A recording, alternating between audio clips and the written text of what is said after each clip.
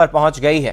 महायुद्ध का 20वां दिन अब तक का सबसे घातक दिन साबित हुआ है। ईरान ने अमेरिका के सबसे ताकतवर फाइटर विमान F-35 को मार गिराने का दावा किया है, तो इजराइल ने ईरान की नेवी शिप को तबाह करने का दावा किया है। अमेरिका का F-35 फाइटर दुनिया के सबसे ताकतवर लड़ाकू विमानों में एक माना जाता है, और अगर ईरान का दावा सच साबित हुआ तो ये अमेरिका के लिए किसी बड़े झटके से कम नहीं है। इतिहास में ये पहली बार होगा जब अमेरिका का F-35 फाइटर उसके दुश्मन देश का शिकार हुआ। देखिए,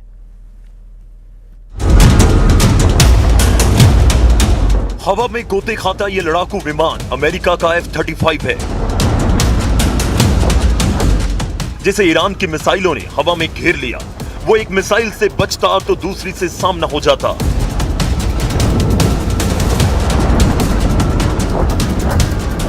और फिर तीसरी, चौथी और पांचवी, बात ऐसे ही आगे बढ़ती गई। एक मौका तो ऐसा आया जब विमान से काला धुआं निकलने लगा, जो हवा में फैल गया। यह वीडियो ईरान की मीडिया ने जारी किया है। दावा किया कि ईरान की मिसाइलों ने F-35 लड़ाकू विमान को हवा में घेर लिया था। सबूत के तौर पर वीडियो भी जारी किया गया, जिसमें साफ साफ दिखा कि कैसे एक लड़ाकू विमान को जमीन से हवा में मारने वाली मिसाइलों ने टारगेट किया, और जैसे ही उसने बम गिराए उस पर मिसाइलों की बरसात हो गई, जिनसे बचकर विमान दूसरी तरफ निकला। लेकिन एक मिसाइल ने उसका पीछा किया और लड़ाकू विमान से टकरा गई, जिससे काले धुएं का गोला हवा में फैल गया। लेकिन विमान नीचे नहीं गिरा, बचने की कोशिश में आगे बढ़ा। लेकिन इस बार उस पर पिछली बार से बड़ा अटैक हुआ, वो भी कई मिसाइलों से, जिनसे टकराते हुए विमान में एक बार फिर आग लगी।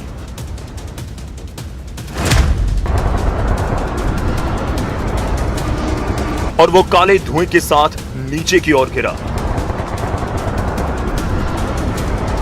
ये दावा किया IRGC ने। अमेरिकी लड़ाकू विमान F-35 को इस हमले में जबरदस्त नुकसान हुआ। CNN से बातचीत में सेंटकॉम के अधिकारी ने भी माना कि संदिग्ध ईरानी फायरिंग के बाद विमान की पश्चिम एशिया के अमेरिकी एयरबेस पर इमरजेंसी लैंडिंग करवानी पड़ी, और विमान का पायलट सुरक्षित है। लेकिन अगर ईरान का दावा सही है तो यह बहुत बड़ी बात है, क्योंकि शायद अमेरिका के इस फाइटर जेट F-35 पर दुनिया में पहला अटैक है, और शायद ईरान ऐसा करने वाला दुनिया का पहला देश बन गया है।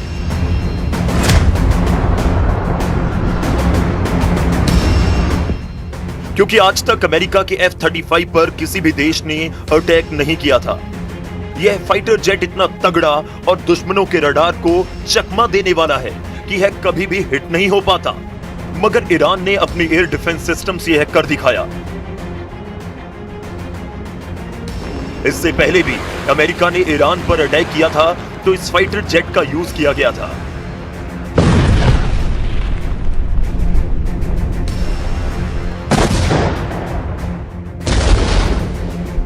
तब ईरान इस फाइटर जेट को हिट करने में नाकामयाब रहा, लेकिन ईरान ने इसे क्षतिग्रस्त कर इसे इमरजेंसी लैंडिंग को मजबूर कर दिया, और अमेरिका को आंखों में आंखें डालकर चुनौती दी।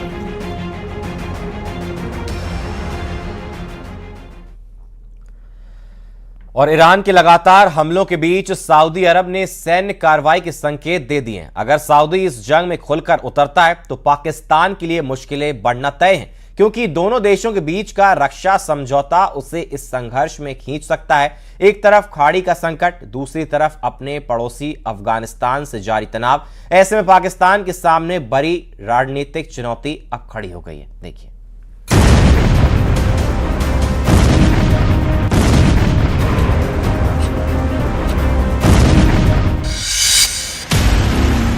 सऊदी अरब ने दिए ईरान युद्ध में उतरने के संकेत। सऊदी के कदम से खौफ में पाकिस्तान। सऊदी से दोस्ती में फंस गए मियां मुनीर। मिडिल ईस्ट में जंग अब सिर्फ इजराइल और ईरान तक सीमित नहीं रही, बल्कि इसका दायरा खाड़ी देशों तक फैलता दिख रहा है। इजराइल के हमले के जवाब में ईरान ने सऊदी अरब समेत कई देशों के ऊर्जा ठिकानों को निशाना बनाना शुरू किया है। ड्रोन और मिसाइल हमले से पूरे इलाके में दहशत फैल गई है। सऊदी अरब ने दावा किया कि उसने कई हमलों को हवा में ही नाकाम किया है, लेकिन ईरान की तरफ से लगातार बने हुए खतरे के चलते सऊदी अरब अब जंग में उतरने की तैयारी कर रहा है। अब सऊदी अरब ने भी साफ कर दिया है कि वो दबाव में नहीं आएगा और जरूरत पड़ी तो सैन्य कार्रवाई से पीछे नहीं हटेगा। We have reserved the right to take military actions if deemed necessary, and if the time comes, the leadership of the kingdom will take the necessary decision.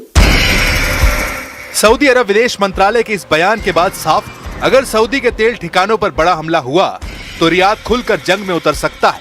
The targeting of Riyadh while a number of diplomats are meeting, I cannot see as coincidental.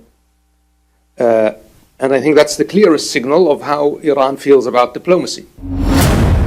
Saudi Arab के फैसले से पाकिस्तान पर बढ़ा दबाव।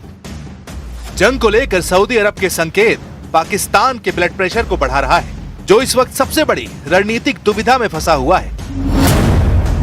दरअसल पाकिस्तान और Saudi Arab के बीच एक सामरिक रक्षा समझौता हुआ था, जिसके तहत किसी एक देश पर हमला दोनों पर हमला माना जाएगा। यानी सऊदी अरब पर सीधा हमला पाकिस्तान पर भी दबाव बढ़ा रहा है। यानी सऊदी अरब की रक्षा के लिए पाकिस्तान को भी ईरान को भी सैन्य जवाब देना पड़ सकता है। रिपोर्ट्स के मुताबिक सऊदी अरब जरूरत पड़ने पर पाकिस्तान से सैन्य मदद, यहां तक कि परमाणु सुरक्षा की मांग भी कर सकता है। दो मोर्चों पर फंसा पाकिस्तान, मुनीर और शरीफ की उड़ी नींद।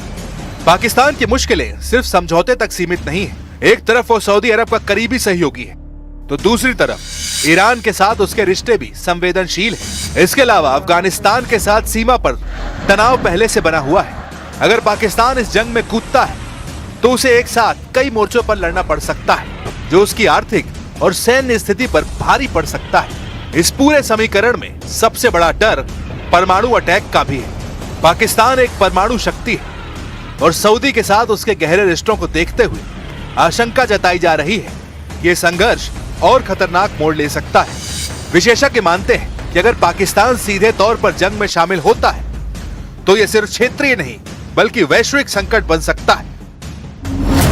जंग का विस्तार, खाड़ी में हाहाकार। मिडिल ईस्ट में जारी जंग अब नए नए खिलाड़ियों को अपनी चपेट में ले रही है। सऊदी के संकेत और पाकिस्तान की मजबूरी इस संघर्ष को और जटिल बना रहे हैं। अब नजर इस बात पर है कि क्या फंसा हुआ पाकिस्तान कूटनीति के जरिए जंग में उतरने से बच पाएगा, या फिर यह जंग एक ऐसे मोड़ पर पहुंच जाएगी जहां से पाकिस्तान के लिए बर्बादी के नए रास्ते खुल जाएंगे।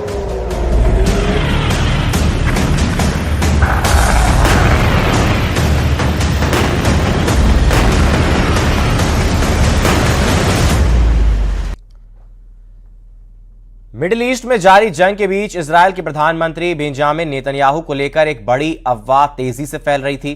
दावा किया जा रहा था कि उनकी मौत हो चुकी है, लेकिन अब खुद नेतन्याहू सामने आए हैं और उन्होंने इन सभी दावों को सिरे से खारिज कर दिया है। नेतन्याहू ने यह भी कहा कि इस जंग में अब ईरान की हार तय हो चुकी है। देखिए,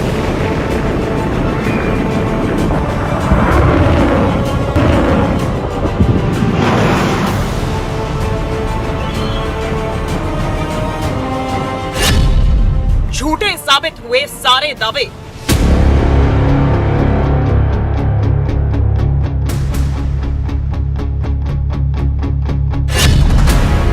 अफवाहों का हुआ अंत, कैमरे के सामने आए Netanyahu. I'm alive, and you're all witnesses. मैं जिंदा हूं।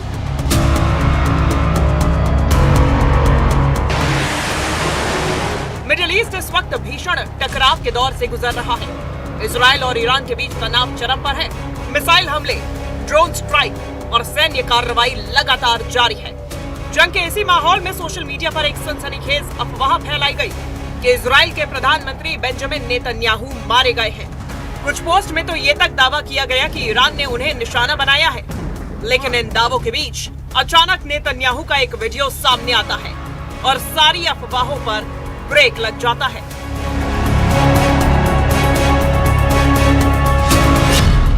जंग के बीच मौत की खबर, सामने आ गए नेतन्याहू।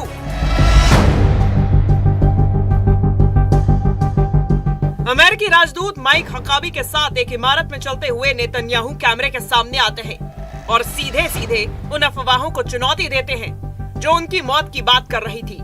इससे पहले भी एक वीडियो को लेकर सवाल उठे थे। कहा गया कि वो एआई से बना है, यहाँ तक कि उंगलियों की गिनती तक पर बहस छिड़ गई थी। ऐसे में इस नए वीडियो के जरिए नेतन्याहू ने न सिर्फ अपनी मौजूदगी साबित की, बल्कि दुनिया को साफ संदेश दिया कि वो पूरी तरह सुरक्षित हैं और ईरान के खिलाफ जंग में डटे हुए हैं। I'm alive, and you're all witnesses. Now that I dispatched this piece of fake news, I want to give you an update on Operation Roaring Lion. Under President Trump's visionary leadership, America and Israel are acting together in Iran with great determination and unprecedented strength.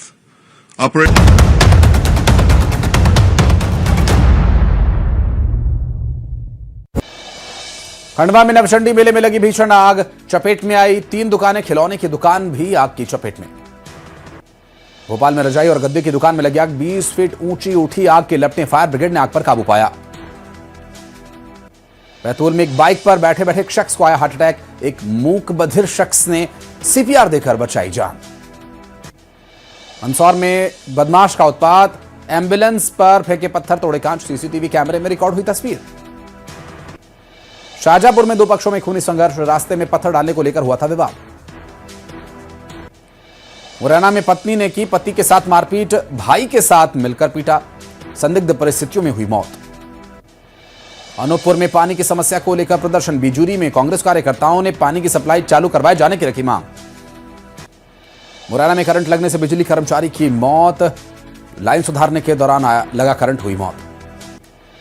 Satna और Maihar court को bomb से उड़ाए जाने की email आने के बाद court में सघन जांच। जबलपुर के राजुल ग्रुप के 3 ठिकानों पर ईडी का छापा, 2023 में राजुल ग्रुप के पार्टनर पर भी